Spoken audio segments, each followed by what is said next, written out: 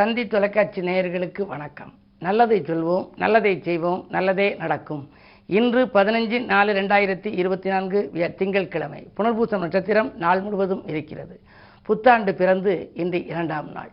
பொதுவாகவே இந்த ஆண்டு இனிய ஆண்டாக அமைய நேற்று நீங்கள் வழிபாடுகளை எல்லாம் மேற்கொண்டிருப்பீர்கள். முன்னோர்கள் சொல்லிய முத்தான கருத்துக்களையும் நீங்கள் கேட்டு நடந்தால் வாழ்க்கை இன்னும் வளமாக இருக்கும். அது ஒரு கவிதை மாதிரியாகவே சொல்லியிருக்காங்க.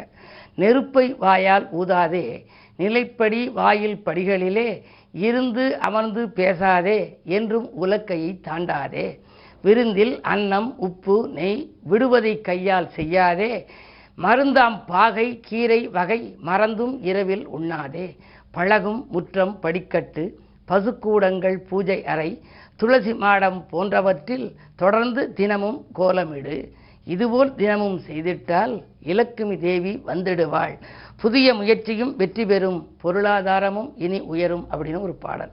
பொதுவாக வாழ்க்கை வளம் பெறணும்னா நமக்கு பொருளாதாரம் நன்றாக இருக்கணும்.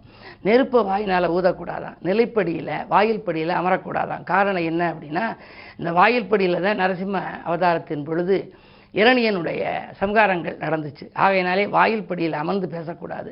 பணம் டிரான்சாக்ஷன் பண்ணாலும் ஒன்று உள்ளே வந்து கொடு, இல்லாட்டி வெளியில் வந்து கொடு அப்படிம்பாங்க. அது மாதிரி அன்னம் உப்பு அந்த நெய்யெல்லாம் கையினால் பண்ணக்கூடாதான், கரண்டி வச்சு ஊற்றணும். மருந்தாம் பாகை கீரை வகை, ஏன்னா கீரை பாகக்காயெல்லாம் இரவில் சாப்பிடக்கூடாது. இது மாதிரியெல்லாம் சில வழிமுறைகள் சொல்லியிருக்காங்க. பசுக்கூடங்கள் படிக்கட்டில எல்லாம் கோலம் போடணும். அப்போ தான் இலக்குமியை வரவழைக்க அது இனிய வழியாகும். இப்படிப்பட்ட முன்னோர் சொல்லிய கருத்துக்களை எல்லாம் ஏற்று நடந்தால் நம் வாழ்க்கை வளமாகும் என்று சொல்லி இனி இந்திய ராசி பலன்களை இப்பொழுது உங்களுக்கு வழங்கப் போகின்றேன்.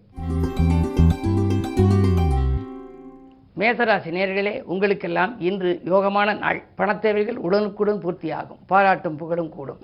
உத்தியோகத்தில் கூட நீங்கள் நினைத்தபடியே மேல் அதிகாரிகள் உங்களுக்கு ஆதரவாக இருப்பார்கள். வாழ்க்கை தேவைகள் பூர்த்தியாகும். இந்த நாள் யோகமான நாள். ரிஷபராசி நேயர்களே, கருத்து வேறுபாடுகள் அகலும் நாள். கடமையில் கண்ணும் கருத்துமாக இருப்பீர்கள். காலை நேரத்திலேயே உங்களுக்கு ஒரு கலகலப்பான தகவல்கள் வரலாம். லாபஸ்தானத்திலே ராகு இருப்பதால் பொருளாதாரம் மிகச்சிறப்பாக இருக்கிறது. பயணங்களால் பலன் உண்டு.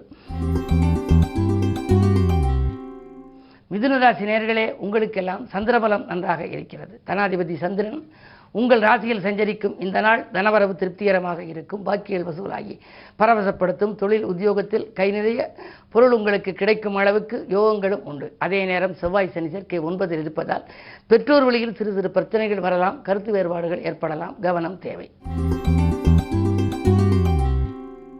கடகராசி நேயர்களே, உங்களுக்கெல்லாம் அஷ்டமத்து சனியின் ஆதிக்கம் ஒருபுறம் இருந்தாலும் குருவினுடைய ஆதிக்கமும் 10ஆம் இடத்தில் இருக்கிறது. 10ல் குரு இருந்தால் பதவியில் மாற்றம் உண்டு என்பார்கள்.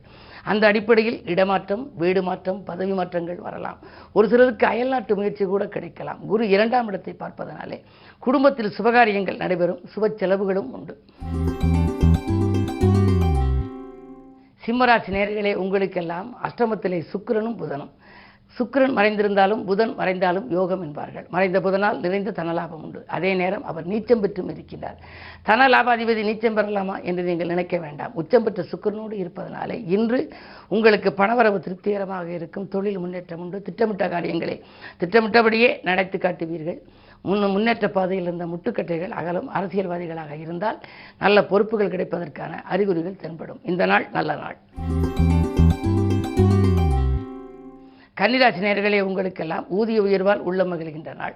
இருக்கும் பணிபுரியும் இடத்தில் உங்களுக்கு இருந்த பதற்ற நிலை மாறும். மேலதிகாரிகள் உங்களுக்கு இணக்கமாக நடந்து கொள்வார்கள். ஊர் மாற்றங்கள் நீங்கள் கேட்டபடியே உங்களுக்கு கிடைக்கலாம்.